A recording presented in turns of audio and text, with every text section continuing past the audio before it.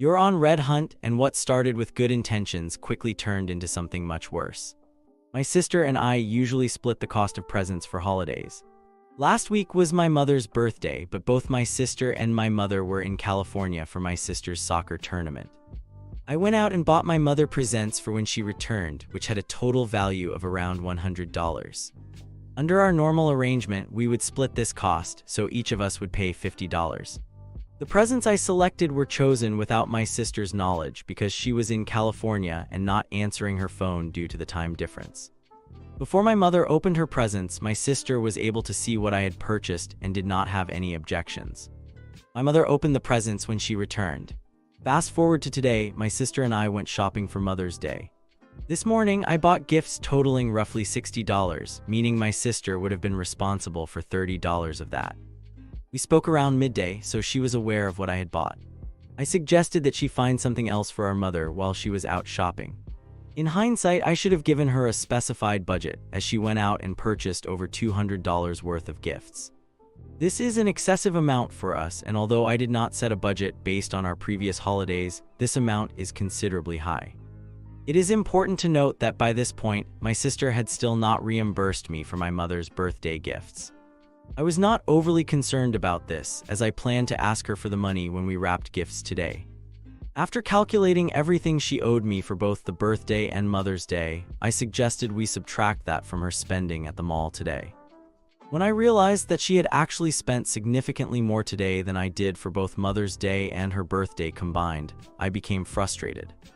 I raised my voice and stated that I would not cover such an expense. I did not expect to be responsible for $100 for just one holiday's gifts, as that amount is far beyond what we typically spend. I also reminded her that I wanted her share of the money for the Valentine's Day presents I purchased for our mother back in February, which she had not yet repaid, claiming she spent more than I did for Valentine's Day. In reality, she owed me $10. However, until I saw the total she spent, I was not going to press her about that money. This situation escalated into an argument, and my mother overheard and became upset that we were fighting over money. I'm unsure what to think. We decided to give our own presents for Mother's Day and future holidays, meaning she would pay $200 and I would pay $60. My sister eventually reimbursed me for the birthday and Valentine's Day gifts, and we concluded the discussion there. Please ask if you have any follow-up questions. I hope this account comes across as unbiased. Shaking my head, I mean, it really sounds like splitting gifts is the way to go, especially since you're both grown-ups now.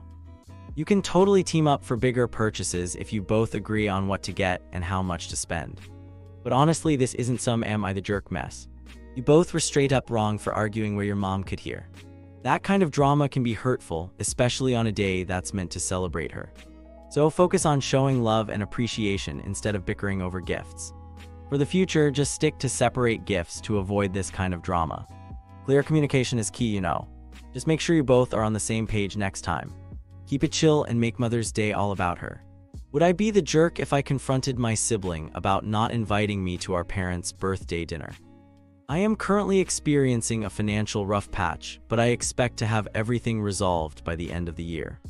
Before this situation, my husband and I were financially stable. We often spoiled our family members, particularly my sister and mother, with generous gifts for Christmas and birthdays, fancy dinners, and hotel stays for special occasions. My sister even lived with us without paying rent for almost a year. Recently, I discovered that my designer prescription glasses, which I received as a gift from a friend 3 years ago and had thought were lost, were taken by my sister. I found them on the countertop in her apartment while I was borrowing a power tool. This weekend is my mother's birthday. I asked my sister if she was doing anything today because I would be at her house and wanted to spend time with her, as I have not seen her in a while. She informed me that she was busy because she and a friend, whom my mother has only met once, were going to pick my mother up and take her to lunch. This hurt my feelings, as I would have liked to see my mother on her birthday. In the past, I always included my sister in special occasions. I was also upset that neither my mother, with whom I speak every day, nor my sister mentioned their plans to me. My sister confirmed that my mother was aware of the lunch. I feel especially hurt because I believe that if I were still financially stable, I would have been invited and expected to pay for the outing. I do not expect anyone to pay for me, and I have never done anything for others with the expectation of receiving something in return. I wonder if I would be in the wrong if I expressed my feelings. I do not want to make this situation about me, and I would not say anything during my mother's birthday celebration or Mother's Day. I would only want to address my sister. What do you think? Do I have the right to feel hurt, and would it make me the wrong person to say something to my sister? Hey, did you get a chance to talk to your mom about her birthday plans? I mean, just because you usually include your sister doesn't mean she has to include you, right? It sounds like she and her friend just wanted some time with your mom, which is totally fair. Maybe she's not in a great financial situation, and that's why she picked lunch instead of dinner. Honestly, you have every right to feel a bit upset. It seems like you've been taken for granted. Instead of confronting your sister directly, why not focus on your own plans? Call your mom and set up something special, just the two of you. After her birthday, you can decide if you want to chat about your sister's actions. It's a big deal to recognize her vibe for what it is. Ultimately, your relationship with her might need to change based on this. Am I the jerk for kicking my friend from a game because they called me a slur? This happened a couple of days ago, and I am not sure if I overreacted. I was playing a game called Gimkit with a few friends. There were 4 of us in total. We were doing the climbing game, specifically the one way down stage. One of my friends, Rose, joined late and was behind us by 3 stages. Rose kept falling at a certain part of the stage, so she asked another friend, Sean, who was not playing, to help her with that specific part. Sean is quite skilled at the game. We were all joking around, saying that Rose was cheating and that I should kick her out, but we were clearly just having fun. It is important to note that Sean only assisted Rose with a small section of the game. A few minutes later, I was in first place and another friend, Liz, was right behind me. I jokingly told her to get away as she was close to passing me. Liz then responded with a derogatory term. For context, I am black and Liz is Asian. I do not believe in N-word passes or anything similar, and I have made this very clear to my friends. Liz used the term with the hard R and was laughing while saying it. This made me quite uncomfortable, so I decided to kick Liz out of the game. Liz became upset with me, claiming that I was overreacting and being too sensitive. She argued that it was not fair because Rose had received help and that I should not be upset over something so trivial. Liz insisted that Rose should have been kicked out, not her. I know that I am not a sensitive person, but I have made it clear that I am not okay with that kind of language. After our conversation, Liz stopped speaking to me and the others, sitting quietly while clearly upset. She has not communicated with any of us involved for a few days now. I am unsure about what to do next, as I did not expect the situation to escalate this far. Rose is now feeling guilty, even though she did nothing wrong. I feel as if I may have overreacted, but I am not certain. Liz has used that term with me before, despite my requests for her not to. She is a good friend, and I do not want to lose her. Thank you for reading. Am I the antagonist? Man, for real, it's a big deal to talk about why those words feel a certain way and why they really shouldn't be used. Honestly, a lot of people just don't get the weight behind them. If she's still using racial slurs after being told to stop, that says a lot about her character, you know. Cheating in a game is one thing, but being racist, that's on another level entirely. She definitely deserved to be kicked out for that. Respecting others isn't extra work, it's just the right thing to do. If she's willing to learn and grow, that's one thing, but if not, it's time to cut ties. Sometimes people need a reality check to really understand the impact of their actions. You did the right thing by standing up for yourself. Don't let that kind of vibe slide. Would I be the jerk if I refused to help my parent organize the rest of the house and focus solely on my room? I am a 19-year-old female living with my 52-year-old mother. Currently, I plan to stay with her until I graduate from medical school to save on dormitory expenses and to save up for my own apartment. My mother tends to hoard items, keeping them just in case or to temporarily keep the place tidy. She collects very cheap foldable organizers that easily rip, and she insists on sewing them to fix them, but they break just as quickly. She also accumulates free samples from malls, expired coupons, expired medicine, and various bottles. Additionally, she enjoys purchasing items that she does not need. For instance, we have more than enough towels and suitcases for a family of 7. She has over 5 dressers in the master bedroom, all of different sizes and shapes, which makes it difficult to fit everything in the closet. Upon entering the house, one is greeted by mountains of boxes and items left out in the open. This situation has become extremely frustrating for me, leading to arguments about her inability to keep her space clean. I only have a small room and I am not allowed to use it for sleeping because she has placed drying racks in there. Recently, I removed all of her belongings from my room because I had reached my limit. I spent a significant amount of my hard-earned money from side jobs to clean and organize my space. I even sought help to maximize the functionality of the room, making it easier to pack and move things as needed. I am planning to add a few more items to enhance the room's aesthetic, which are more expensive than my usual purchases. When my mother discovered this, she became very upset, claiming that my room is cleaner and more organized than the rest of the house. I explained that I used my own money to create a safe space for myself, free from the clutter she maintains. She remains furious with me for not wanting to contribute more toward cleaning the entire house. However, the last time I attempted to help, she reverted to her old habits. Would I be in the wrong for focusing on myself in this situation? You're not the cause of this situation. I mean, if your mom is a hoarder, you can't really fix that all on your own, right? You might need some therapy to deal with it. But since you're living with her, maybe you could help out a bit, just to show your appreciation. I know you're busy with school, but setting aside a few hours a week could really make a difference.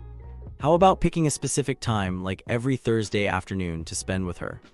Even if she messes it up again, it's still valuable time together. After trying to help someone like this, you realize it's not just about organizing. Sometimes you really need to declutter and get rid of stuff. It's tough for sure, but those small efforts can really help.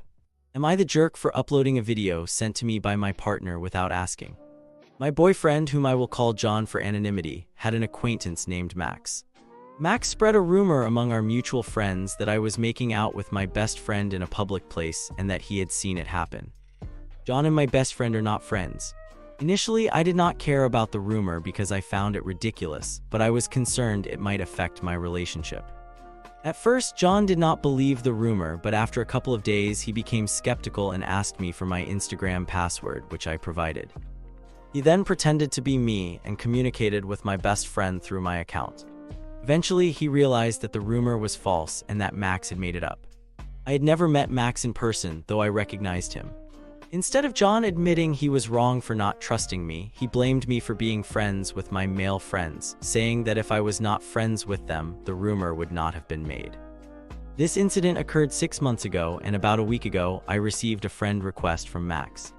I had forgotten about the rumor and accepted the request, although I thought it was strange. I intended to inform John, but forgot to do so. A few days later, Max recorded my highlights and began sharing them with others. John found out and sent me a video of Max distributing my highlights. This angered me, so I posted that video on my story to inform other girls about Max's behavior. John told me that I should have asked him before posting the video. A mutual friend reached out to me, saying he spoke to Max about his actions and that Max was apologizing. At that point, I was fed up, so I told my friend to let Max know it was okay, but he should not do it again. I then removed the story. During this time, John was arguing with Max and their group of friends. After the argument, John called me very upset and insisted that I should have asked before posting the story. I apologized for it. He then said that no matter what happened, I should not take the story down because Max was demanding that he make me remove it. John informed Max that the story would remain up. I told John that I had already taken the story down. Before I could mention that a mutual friend had spoken to Max and received an apology, John started yelling at me and calling me names, claiming that I had ruined his self-respect and his friendship by posting the story.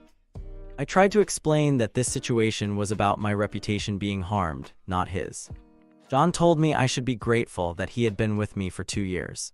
He added that after the rumor incident, all his friends who had started the rumor said I was a pathetic person and that he should leave me. I asked him to find out from Max why he had done it, but John said that Max refused to admit it. I then suggested that he ask Max who was using his phone. John responded that the world does not revolve around my way of thinking and that I lived in my own little bubble, unaware of how real life works. I told him his statement lacked logic, and he retorted that all I knew was how to throw around the word logic. He would become hysterical during our arguments whenever I pointed out that his reasoning did not make sense. I am left wondering how I am the one at fault in this situation and the earlier rumor incident. P.S. The argument happened last night and I stopped answering his calls because he was only swearing at me. This morning, he blocked me on all platforms, so we are no longer together. Hey, just a quick heads up, your post was removed because it exceeded the 3,000 character limit. You can check the specifics about that if you need to. It's really important to keep it shorter next time. Just remember, you can't continue your post in the comments or link to another one. If you want to try again, just make a new post. They won't approve the old one if you edit it. Oh, and make sure to read the rules before you repost so you don't run into the same situation. If you have any questions, feel free to reach out to the mods. Good luck. Am I the jerk for saying no to my friend? I have been helping a new friend who is a single mother in the middle of a court case against her ex-partner who abused their son. I have been watching her 18-month-old son for free for 1 to 2 hours a couple of times a week. She cannot work and does not have much family support, but a few friends at our church try to help. I am not working full-time either. I recently started a small part-time cleaning business to support my husband, as his sales job is currently in a slow season. I have also been going through some health and mental health challenges. My husband and I are trying to get pregnant, and watching her son has been sweet and has helped me mentally prepare. Honestly, he is at a high-energy age. Our house is not baby-proofed, and I spend most of the time just chasing him around to keep him from getting hurt. It is draining. I cannot watch him at her place because she has cats and I am very allergic. The other day, she sent me a text message expressing her need for a regular babysitter. She mentioned that she has been trying to line someone up to watch her son 1 day a week each month starting in June. One of her friends, Megan, will be unavailable during the summer because she will be occupied with her own children. She wanted to know if my Thursdays are fairly open, except for my evening group meeting. The reason she asked about Thursdays is that her counselor only works on Mondays and Thursdays, and she wanted one of the hours to be dedicated to her trauma therapy. She is thinking of needing 5 to 6 hours on Thursdays and mentioned that her son enjoys spending time with us. She offered to pay me $100 on the 3rd of the month for however many months I might be willing to help. My husband, who is very kind and generous, and I discussed this request, and we agreed that I do not have the capacity to take on this commitment right now. Between my business, church activities, and trying to find time for each other, this would be too much. So I replied that I cannot commit to watching him for that long, but can absolutely watch him for an hour or two on Thursdays while she is at counseling, and here and there during the week when she needs it. She responded that we could talk more as June approaches and that she hopes to have more of a schedule in place, even if it is split between days if I cannot do the full stretch. She expressed a desire to set this up ahead of time to avoid feeling uncomfortable asking last minute. That response made me feel uneasy. I replied that I can definitely help for a few hours at a time and that we can discuss it more as the date gets closer. However, I have been feeling conflicted. My husband thinks her texts were somewhat manipulative, but I am not sure. We have only really been friends since January, and honestly, I spend more time with her child than with her. I feel more like a babysitter than a friend. I understand that she is struggling, which is why I do not charge, but it is starting to feel like she expects me to help regularly. I feel guilty for saying no, and I want to assist when I can, but committing to a whole day each week feels like too much. Once her son is older and less physically demanding, perhaps it would be different. Am I the antagonist? I don't know, man. You're not in the wrong here. Seriously, if she's not working, why does she need someone to watch her kid all day? You should definitely tell her you can't commit to that long of a time. Just say something like, hey, I can help out occasionally, but not every Thursday for 5 to 6 hours. It's really important to be clear so she knows she needs to find other childcare options. I mean, you kind of backtracked a bit with your last message, and that might have confused her. Just set your boundaries and stick to them. Make it clear that you can only watch her son for a limited time and at specific hours each week. If she keeps pushing, remind her that you can't be her only option. Honestly, take care of yourself first. Your mental health matters. Thanks for watching. When you subscribe, make sure to hit the bell to turn on notifications so you never miss a video. To finish listening to all the stories, check out the playlist in the description.